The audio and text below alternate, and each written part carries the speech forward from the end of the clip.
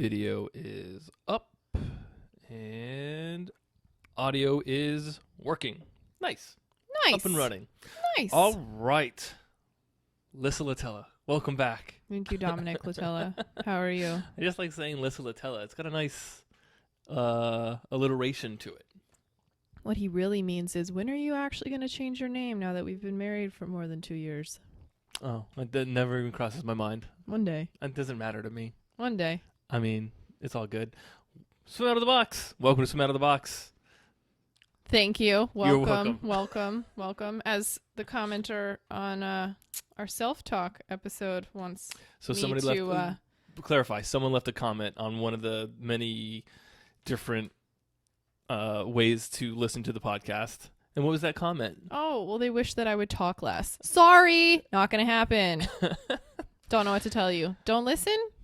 Don't listen to me talk. I don't know. Fast forward. Filter it out. Fast forward forward. But I'm not going to stop talking. Fast forward through you talking. Oops. I mean, I like it when you talk. That's why I do know these not podcasts. everyone does, but, putting that in writing. Whew, man, ballsy. Yeah, it is what it is. To But each their own. at least they feel comfortable enough to comment. Oh, I don't care. I just wanted you to know that I'm not going to stop talking. Oh, okay. Maybe I'll even talk more. Ha! Ooh, that'd be fun. Or maybe they're just trolling you so that you will talk about them and they got what they wanted. Good for them. Okay, moving on. What is this podcast about? What's today's podcast about, Lissa? So, recently we've been asking you guys to submit questions. We thought it was a good mix to come in. Some of you guys actually asked a lot of the same questions, which I guess I shouldn't be surprised about. Yeah. So we picked 5. We're going to try to briefly touch on all of those. And then if you guys or maybe want, not so briefly. or maybe not so briefly, then if you guys want us to expand on any of them, let us know. And we can do a full podcast on one topic Yeah, I don't know if another. any of the questions warranted a full-on 30-minute plus conversation about Yeah, but them, if they feel like they maybe. do, then I don't really care. I'll go for it. But maybe. I'll just keep talking forever. Oh my God. Dun, dun, dun. Welcome to my life. Yeah, sorry, guys. All right. All right. Question number 1. What do Number you got? 1, which was the most highly ranked, probably will make sense when you hear it. What do you think of total immersion? So people that don't know, total immersion Yeah, let's is define what total immersion is. often referred to as TI in the swimming world. Mm-hmm. Not the rapper. Um, Is he a rapper? Is that a rapper? From Atlanta. Oh. Total immersion is a series of books and probably videos. I know they think do they a have lot DVDs. of clinics. Mm-hmm. It was created by Terry Laughlin, and it's a process of what I'm going to assume total immersion would want to be Categorized noted for would be swimming efficiently. Right. Now, Do here we need to are acknowledge the fact that Terry Laughlin passed away? I don't think so. I never know what you're supposed to do in these instances. He was a very good swim coach. Mm-hmm. He used had- to do clinics out of his house in New Paltz. He did. Mm-hmm. I think with total immersion, achieved putting down in writing what a lot of swim coaches knew, but didn't write about or create a protocol for. You mean ideas that coaches Yeah, knew? a lot. It's like a very common. Like a lot of them were very common concepts when it was originally created. But he did Okay. a really good job of explaining why people do certain things and how he thought people should do things when it came to Mhm. swimming. Okay. Some of the pros in my mind with total immersion is that it did get people understanding that rotation is a part of swimming. Okay, Initially. so rotation, Right? good. Right. And I think the biggest pro of total immersion in general is it gets people swimming, period. Meaning, it might not be, here's a con, the fastest way to swim. However, it does get people swimming longer distances faster. Not in speed-wise, but it gets them The to process in which their they would... goal Okay. quicker. And Meaning, why do you think that? because it does promote swimming very easy, and it does promote how a lot of people approach the swim with not a lot of ease or finesse, and so they sort of burn themselves out, right? They rev their engine too much in order to swim a long distance. They work too hard. They work too hard. Too fast. Exactly. Okay. So total immersion, I guess, really helped get people swimming. The first I actually ever heard of total immersion was a long time ago, but it was from Tim Ferriss. You know who Tim Ferriss is? I'm sure you're going to tell me. I'm sure I've heard his name before and I've forgotten. Tim Ferriss is the 4-hour work week guy. Oh, right. So on his blog forever ago, Tim Ferriss wrote a blog post about how he couldn't swim more than whatever distance, and then after 1 week of reading Total Immersion, he can swim continuously for X amount. I don't remember exactly the details because it was so long ago. Okay. And that's what it was really good at, and that's what it is good at. It is good at getting people into the water, achieving those goals of swimming a longer distance continuously. People who don't know how to swim already, or people who are afraid of it? Obviously not seasoned triathletes not or competitive swimmers. Exactly. I would say entry-level swimmers, whether they be triathletes or marathon swimmers or distance swimmers, whatever you want to call that. Okay. Open water swimmers. So pros. Helps highlight the importance of rotation. It really did. And it gets beginners, novices, swimming longer distance faster than they would. Yeah, it helped. I think it helped the general community of the entry-level swimmer feel like they could achieve their goal. Okay. Right? So are those the only pros? In my mind, yes. It's very... But I'm sure there's more that I just am not even remembering or that I don't know. As like an umbrella statement, I think it makes it more accessible. It's very easily accessible. If you don't want to go somewhere or be on someone else's timeline to learn these things, you can teach yourself with all of their tools. So that's... There you go. And at least then it gives you somewhere to go and improve upon. Okay. Maybe you should stop talking now. Yeah. Sorry. Nope. Okay. Cons. Than what you already listed? Some of the negatives or the cons associated with total immersion is, I think once Terry kind of built his philosophy, he felt like he couldn't departure from it, and he only leaned into it more. Right, so he didn't adapt and research and change as the years went on. He did do research, for sure. I know that because I met him a couple of times personally, and we talked about the research that he was doing. But he didn't change his concepts or theory about swimming in that he really liked people to try to rotate to 90 degrees, which is a lot of rotation and actually makes things a lot more difficult because... Well, he's the rotation guy, so now he had to... Right, we have to lean in. Right. So as opposed to the 45 degrees, which is what you're actually looking for in our experience. Yes, and in my professional opinion. So right. I think that is a negative, right? It almost went too far with rotation to say you have to rotate this much now. Right. He also was coming, or when he was creating the protocols for it, he was coming from a background of swimming. So... he was trying to minimize the kick or not kick at all for distance swimmers. I don't understand how that's related to coming from a swimming background. You come from a swimming background. Yeah. I have a good kick, right? Because I've been swimming. I mean, mine's better, but it's not. But I have a good kick already. You know why? Because I worked on kicking. But if I tell someone they don't need to work on kicking because it's not that beneficial, guess what's happening?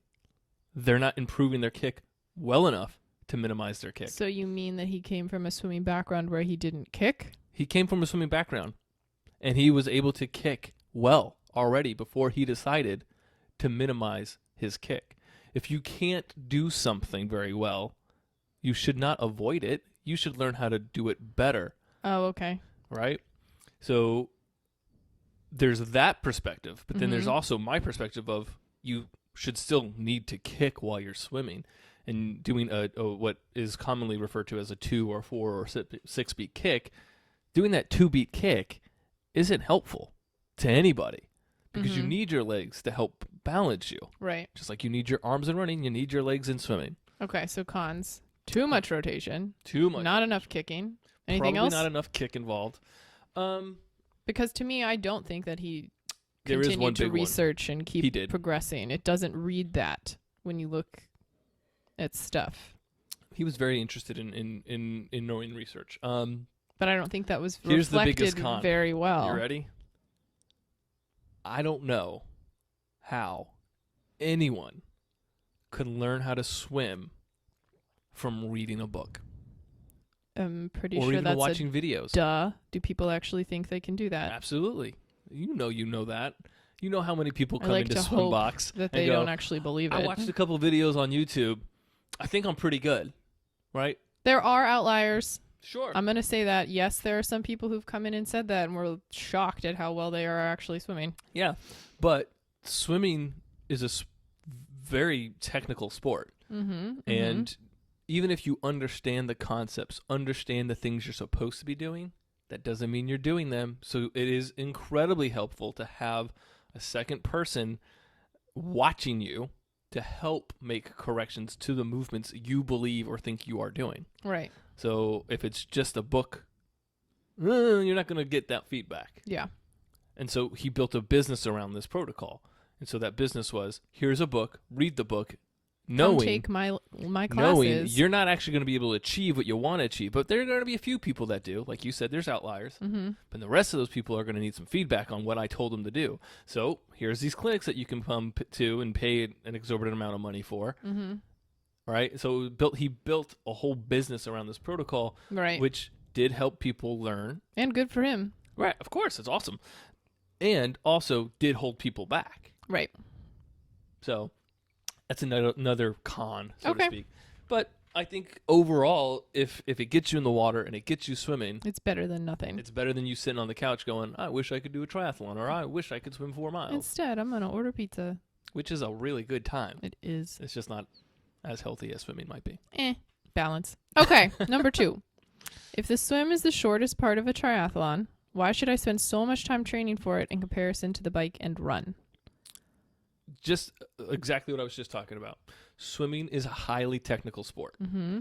And there are different categories of sport as far as skill acquisition goes. Swimming's up there really high. Mm-hmm. Just So like many movements. volleyball is up there really high as well. So as running and cycling goes, Mm-hmm. it's a very low skill acquisition. It's not very difficult to learn how to run. Not that running and cycling aren't difficult. They're difficult to perform, Right. but it's not difficult to learn how to do. So There are always ways you can be better at everything. That's not what Absolutely. he's saying. thank you for clarifying. So when it comes to the ability to run or cycle, you don't need to spend as much time learning those things. You need to spend that time building your endurance. Right. So in it's those more of things. like the technique aspect. There are so Exactly. many nuanced movements and everything goes off of everything else. That it's this huge puzzle with a lot more pieces than necessarily running or biking. Is And that each is that kind of piece- what you mean? Yeah, and each piece is going to be formed by the previous piece, which is it's a shifting puzzle. Right. And to me, I think also like just because it's the shortest part of your race doesn't mean that A, you shouldn't try, which a lot of people come to us saying, or B, you shouldn't focus on it. Because if you don't try, well, that's just a waste of time that you have to then make up. And then if you don't spend any time practicing it, well, people are going to run you over in the water, and that's more time you have to make up. And it's saving heartbeats for the run and the bike. Right. So actually exerting yourself in the swim is smarter. Well, what do you mean by exerting yourself? People who are like, well, I don't kick because I'm going to have to bike soon. That's ridiculous. That is a little bit odd. Your whole stroke is going to fall apart if you do that. Right. And then you're going to overcompensate in other ways. You could potentially hurt yourself. You're going to wind Yep. yourself even more, even though you don't think so. Lots of little reasons. Why? And if you're racing, just as an overarching comment, why wouldn't you try for a third of the race? It's not a full third. That's the point. I don't care. It's still a race. Why wouldn't you try for a portion of the race? That's people are I like, don't whatever. Why understand. wouldn't I? Wouldn't it just give you so much more confidence to know that, okay, I'm going to hit this body of open water. I've been training for this. I've been practicing for this. Mm-hmm. I know I can do this. Well, I Versus, well, I think I can do this. Yeah, it's also, I mean, I've done a couple tries, only sprints, but God, those are time consuming to train for and work out for. It's a lot. Triathlon in general, it's a lot. Yeah, that's all I'm saying. Yeah. They're probably thinking, well, why would I waste time on this if it's the shortest part? I already have to bike for 4 hours and run for an hour and a half. And I feel like I'm repeating myself, but if you're not good at something, avoidance isn't the answer. Mm-hmm. Right? Simple, simple. And most swimmers don't go into triathlon. Yeah, I don't know why I did that. It's a lot more That's why I cyclists only and did runners 2. that go into triathlon. Yeah. So if that's your strong suit, maybe you need to spend more time on your Weaker weakness. part. Mm-hmm. And going back to the conversation I had with Justin in the previous podcast, Mm-hmm. The off season is meant to figure out your weaknesses and work on those weaknesses.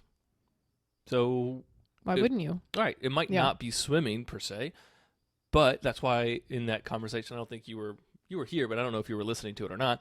No, probably not. In that conversation, Justin brought up a really good point that you want to work on your weaknesses in the off season. Mm-hmm. And we were kind of joking about how right now you see a lot of advertisements online to triathletes about it's the off season, time to hit the pool, Yeah. It's because so many triathletes, their weak point is their swimming. Yeah. So it's like almost by default, this stereotype that if you're a triathlete and it's the off season, you need to work on your swimming. Right. So it's really common that swimming is a weakness in triathletes. Maybe they should be swimming and obsessed with improving their swimming. I think it more can so also than their be running like or their a cycling. confidence thing. Like you don't want to swim because you're not good at it and you're not confident. That's exactly what Which it is silly because it's like, well, then wouldn't you want to work to become more confident? But I understand mental things can get in the way. We are our own obstacles, aren't we? Number 3. That was so deep. Moving on. Moving on. Trudging along. Yes. Number 3. Can I swim in colder temperature open waters and not have to gain weight to help stay warm?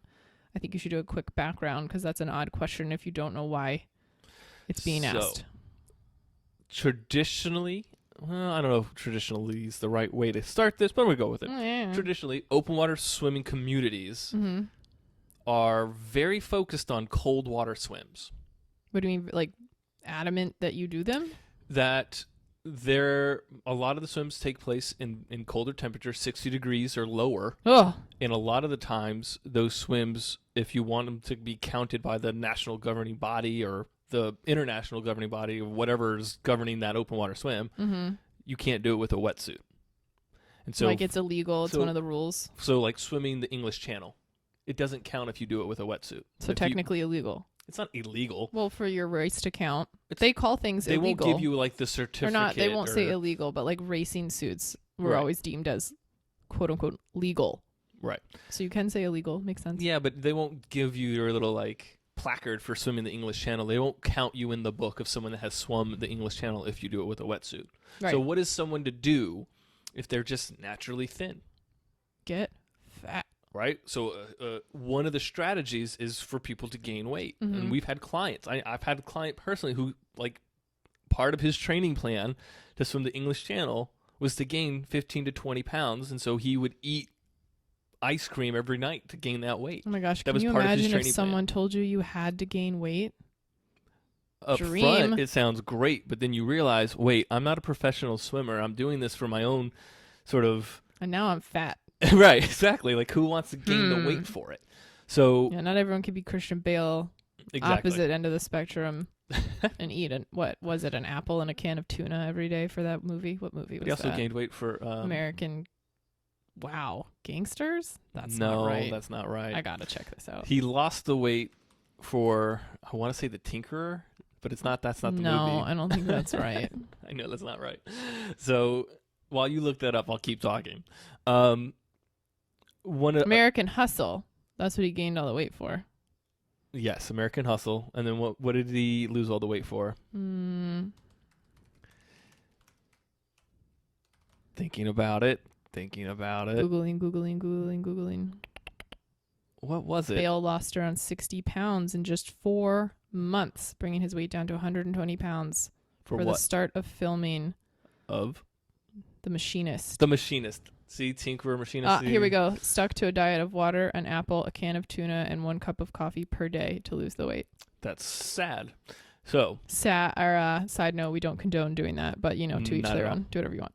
so Oh, and also Google image search pictures of what he looks like at this weight.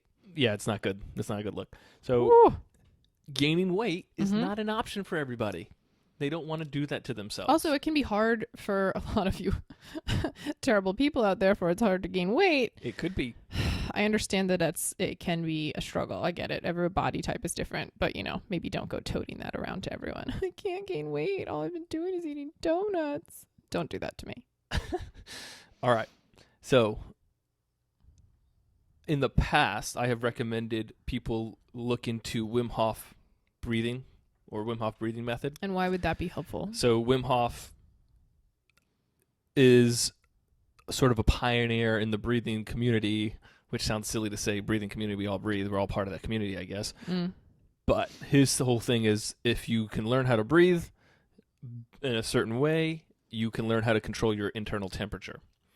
Really? And I didn't know that it had a temperature. He promotes, so he's done crazy things like swim in a frozen lake under the top of the frozen ice, under that ice Normal. for 60 meters. Normal, whatever.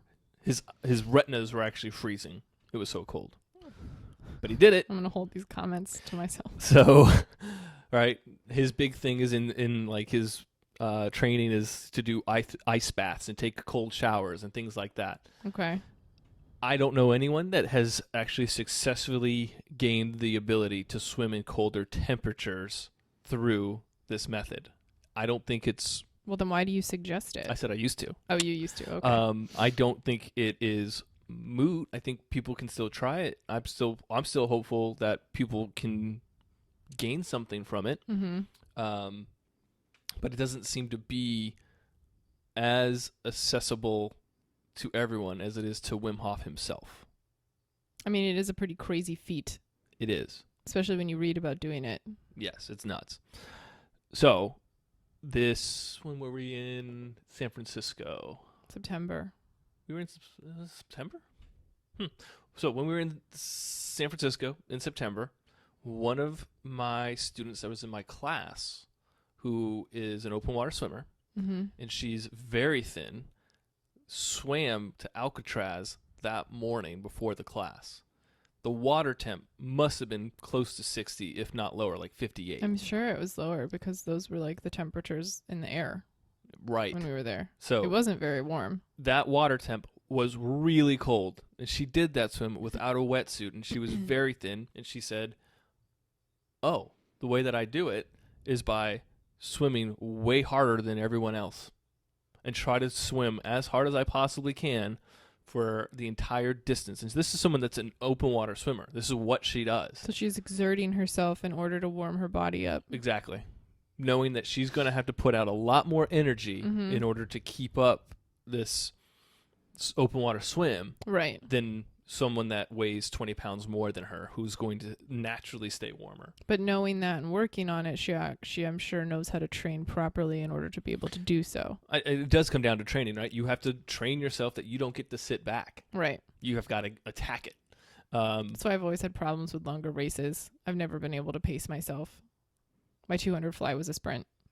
That's not what it should be. Kind of like talking about this out loud with you right now. It is, I think, the difference between someone that wants to take their time and just achieve something that's a long distance swim, complete a bucket list item, versus someone who is really an endurance athlete, someone that can or has trained push to be one. at like 80% effort right. for hours and hours of swimming. That's a distance swimmer. That's an endurance athlete. Right. If I had to go swim 4 miles or plus, I would be sitting back big time. Right now, but you can train to be an endurance athlete. No. I think that so I just pop out of the womb and I'm an endurance athlete? I think yes, genetically speaking, people are more predisposed to being endurance athletes versus middle distance athletes versus sprinters. We know that. You can still train to be you better can train at something. for it, but you wouldn't be just like, I can't make myself a pure sprinter. I'm a middle distance swimmer. I can't make myself be a pure sprinter. But if you had to sprint in a relay, you could train to be better at that for the relay. I could train to be better, but I would never be able to move and work as well as a sprinter can. And it's the same thing for the opposite side of the spectrum. I can train to swim distance, Mm-hmm. but I can't be as good as a natural distance swimmer. Just crushing dreams left and right over here. It's cold hard facts. Mm. This is the way it works. You can get close, but you'll never be like that endurance athlete that can run 100 miles at 80% effort. Oh yeah, I will can never do be 100 that. miles. I know I I'll would never walk. be that. I don't would want to walk be that. most of it. Right. Okay. So you think your advice is to Look up Wim Hof. I think at least try it. try it. Why not? Why not? Can't hurt. It's breathing and some cold water. Right? Oh yeah, he wants you to take real cold showers. I think if you're in North America right now, it is getting cold outside. So if you really wanted to, you can just do yard work outside in as little clothing as possible, and it would help. It would actually start to help. You'd start to eventually acclimate. And It you'd would have be something miserable. really fun to talk to your neighbors about. Okay. Yes. So look into Wim Hof Look into Wim Hof and start wrapping your mind around if you're going to do cold water swims, you got to start pushing. So you got to start practicing that.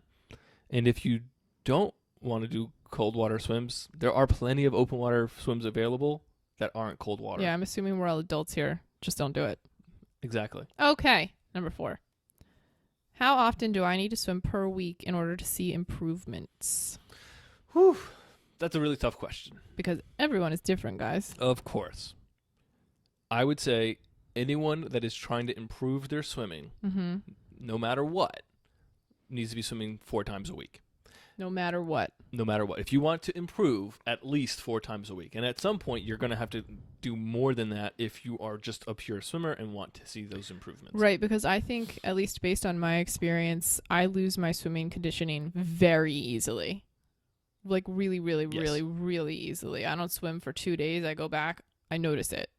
That's pretty extreme.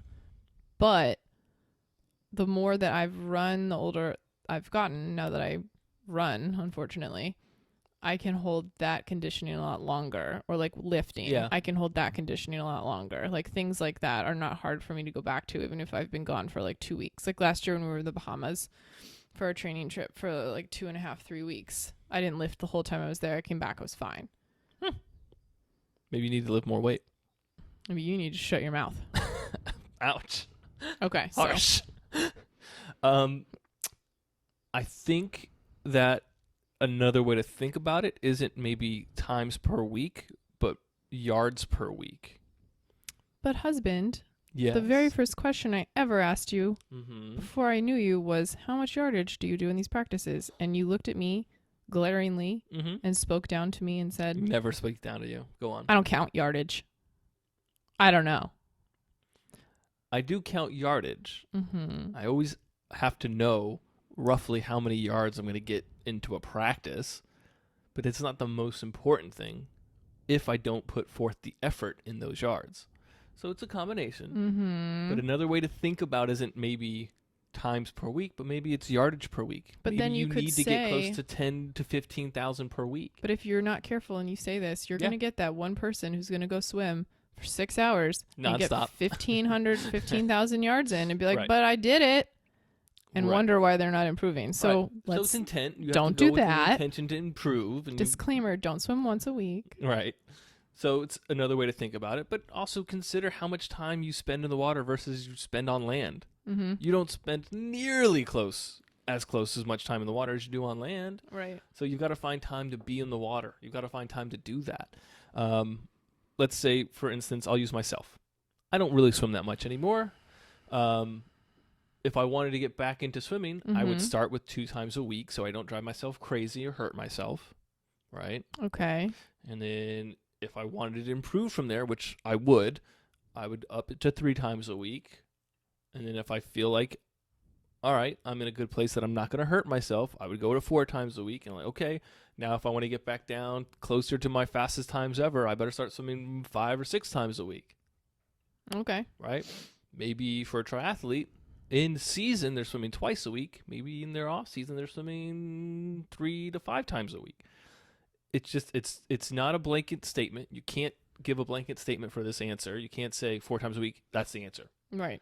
It's going to be based off of the individual, but also based off of that individual's training and where they're at in their training cycle. I think you'll also know. You know when you're not progressing. Yeah. You know when you're not putting When forth you hit your that most plateau. effort in certain things, but you're still making your times. You know. So you have to pay attention too. Yeah.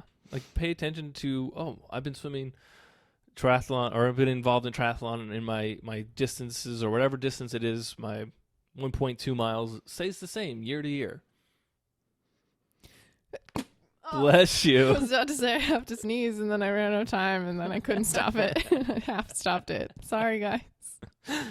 So, I can't remember where I was. I also feel like I just know lost my train when of like I'm like, oh, I'm still making these 105s, Mhm.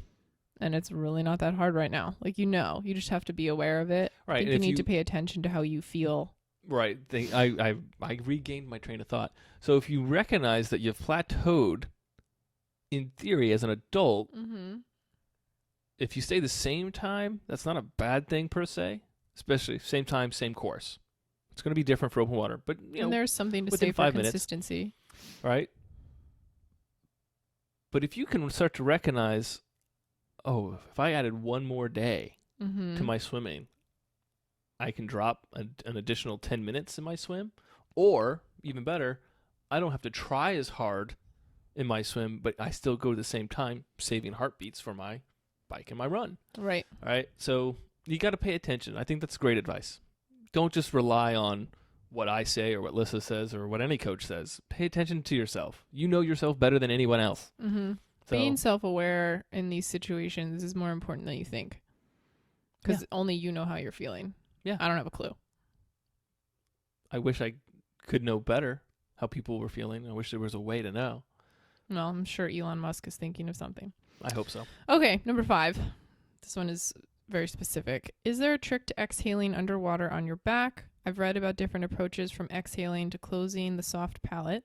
Some people seem to have no issue with this, and some people seem to struggle. Any thoughts?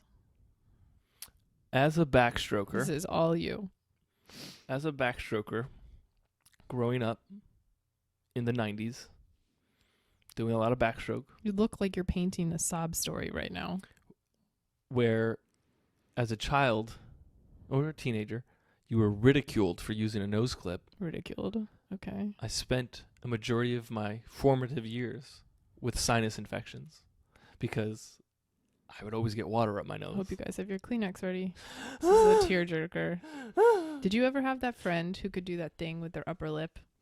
I can't do it. You want to describe that I'm thing trying instead right of now. just doing it? For some people, I had many friends on my swim teams growing up who could do this, and I'll never understand. They could close. Seal. They could like seal could their nostrils seal their nostrils with their upper lip by like curling it up over their nose. over their nose. I know this sounds insane unless you're one of the people who can do this. To me, it's insane because I I'm wonder if it's trying, the same and I'm people- nowhere close. But I I've wonder- watched people do this, and I have no idea how you move your mouth like that. I wonder if it's the same people that can touch the tip of their nose with their tongue, that can curl their lip up underneath. I don't know. I But can't do it either. I'm not kidding. I know it sounds weird. If you haven't ever seen someone do this, people can do this. And then your upper lip blocks your nose, and you don't have to exhale when you're on your back kicking underwater. It blocks it. You don't have to exhale. No water goes Right. in. And I don't get let's- it. It's like a phenomenon. Let's clarify some things too. Obviously, when you're on your stomach, you have to exhale out of your nose as well. Correct. When you're on your back, you have to really exhale because water really wants to get up there when you're on your back. Right. Which is annoying because you want to kick longer, Right. and you have to explosively exhale throughout your nose in order to prevent water from going up it. So my suggestion is use a nose clip. Don't worry about the exhale through your nose. Use a nose clip. You can exhale out of your mouth, so that it's not an issue anymore. Yeah, I think we can thank Missy Franklin for making I think nose you're clips right, very actually. prevalent. I think you're right. They've always been around, but I think you think of them as something that like Non-swimmers use. swimmers look at people who jump in the water like with a cannonball, and they like take a big breath and plug their nose, and you kind of look at that person like, what are you doing? Yeah. So people like that always used to use nose clips, and you look at them kind of strangely, but Missy Franklin used them in the Olympics. So A little weird that they're allowed, come to think of it. It's like the only piece of equipment. yeah, it does give you a bit of a It's an performance advantage. enhancement, for sure. for sure. This podcast gets her stripped of her medals. Did she get medals in the Olympics? I'm Not sure- yes, recently. not recently, but she did her first Olympics. Now, maybe nose clip's not an option for somebody for Or whatever you reason. just really don't want to wear one, which is fine. The idea of pressing your tongue to the roof of your mouth could help Could help what? with your exhale. Because when you do that, you're letting your jaw sort of still relax. You're not clenching your jaw when you do that. Are you doing it right now? Yeah. All right. So you can't clench your jaw when you do that, which is really important in any sport. You don't want to clench your jaw. Okay. Why? It causes tension throughout your body. Interesting. But it also, as you press against the roof of your mouth with your tongue, it does help you breathe through your nose. Inhale and exhale. But regardless of that, you're going to have to produce enough air pressure through your nose. So as you go deeper under the water, that the water pressure becomes greater and wants to get up your nose even more. Mm-hmm. All right. So it is a balance, and it's difficult. It is different than going on your stomach for sure. Yeah. And it's very painful. It's very, very To have water go up your nose? water go up your nose and Yeah. then sit there in your sinuses. It's Yeah. not a good feeling. Doesn't feel good. Yeah.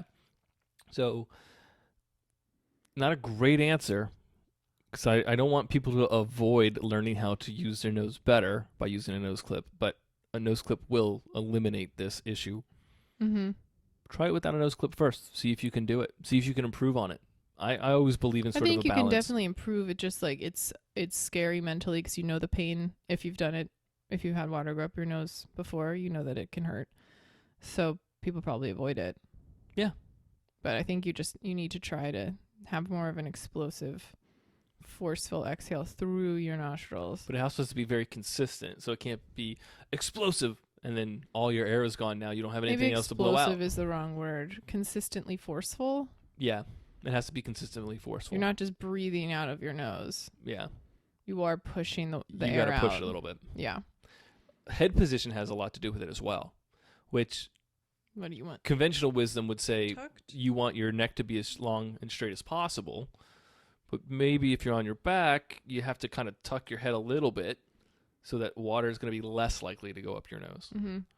So there's that approach as well. Head position, tongue position, and a nose clip. Those three options. Play around with them. Yeah. Let us know how it goes. But also, don't think too hard and then run out of air, because then water will go up too. And plus, thinking is the enemy of actually performing something well. And on that note, Is that our last question? yeah, we only picked 5. Didn't Oh. want to overwhelm it. All right. Well, that was super quick and informative. We should have people just write questions for us all the time. Sure. So, I mean, you can always send us in questions, whether we decide to answer them or not. You'll just have to wait and see. No, I'm just kidding. so send us questions. Send us more questions. I like Mhm. answering these questions. Yeah, They're it's fun. Yeah, it's good. As always, if you want to find out more about Swim Out of the Box or SwimBox, Google us. Instagram, swim_box. Our website is theswimbox.com. If you have any questions, you can just email me, Lissa@theswimbox.com, although I might talk too much if I respond to you. Yeah. Yay, holidays. It's almost Christmas. I'm Oh, super and if you're excited. watching on YouTube, you'll notice the addition of the trapped Christmas tree on the table Christmas tree. and Christmas mugs Christmas all mugs. throughout the podcast as well. It is Christmas. Christmas. Exactly. All right. Rate us on iTunes, please. Oh, yeah. Subscribe, rate, review, comment. All those good things. If you comment negatively, I will talk about you. Well, no, we don't want to promote that. Then people are just going to talk shit about us just so we talk about them. Yeah. We don't want that. Do it. All right. Let's end this thing. See you guys later. Bye. Bye.